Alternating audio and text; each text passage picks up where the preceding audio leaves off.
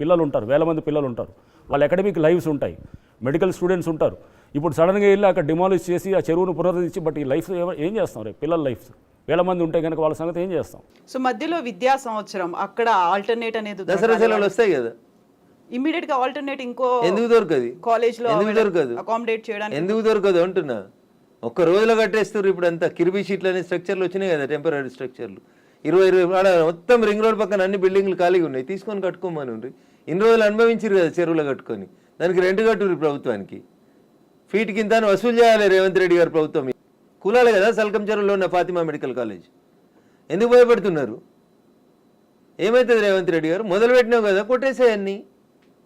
అపప్రద నీకెందుకు?